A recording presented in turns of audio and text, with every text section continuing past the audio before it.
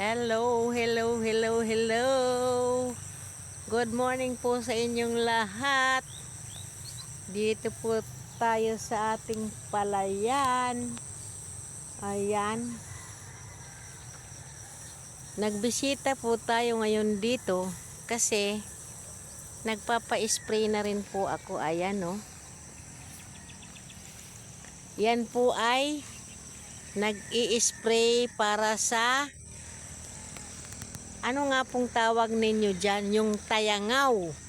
Dito po kasi sa amin, tayangaw. Rice bag. Ayan, rice bag. Pero ang tawag dito sa amin ay tayangaw. Ayan. Oh, papa-spray po tayo. Pinahaluan din natin ng foliar fertilizer. Ayan po ay ang Crop Giant. Ayan. Para sabi nga mapintog ang mga tepase. At sabi nga nila nagkikintab-kintab pa. Pero sa palagay ko naman itong red rice ay hindi ito magkikintab kasi hindi siya maputi. Red rice nga, di ba? Di ba? Ayan. Pero makikita natin 'yan pag dating ng anihan kung ano ang resulta, di ba? Pero sa ngayon, hindi ko 'yan masasabi kasi hindi ko pa nakikita. O, di ba? Ganon. O, ayan. Minsan ako makakapunta dito, guys.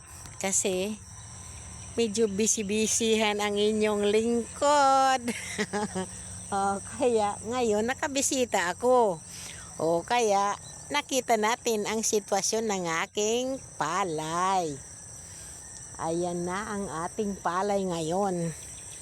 Maraming salamat sa ating Panginoon kasi ngayon ay malaking biyaya na naman ang ating matatanggap pagdating ng Marso. Kasi Marso na ito, guys, aanihin. Pagdating ng Marso, ayan, mag-aani na tayo. Diyan natin malalaman kung ilang kaban ba ang ating maaani dito. Ayan. Malapit na. Konting panahon na lang. Konting araw na lang ang ating bibilangin at biyayang-biyaya na ito ng ating Panginoon. Thank you, Lord, sa iyong biyaya kasi pinagkalooban mo kami ng ulan. Yan ang super biyaya na aming natatanggap. Kaming magsasaka. Lalo na po at umaasa tayo sa ulan. Rain fed. Ayan. Kaya thank you po. Ayan, tingnan ninyo ang aking palay. Red rice. Hindi siya maputi, kundi red nga. Pero hindi naman, nakikita ko hindi naman siya pula. Kaya hindi ko matasabing red rice nga kasi hindi man naman pula. Pero pag anihan, makikita ninyo kung ano talaga ang tipasi. Ang kulay ng tipasi ng red rice. Ayan. Ayan, guys, malapit na tayong mag-ani. Diba? Super biyaya kaloob ng ating Panginoon. Thank you. Marami pong salamat. Magandang umaga po sa lahat.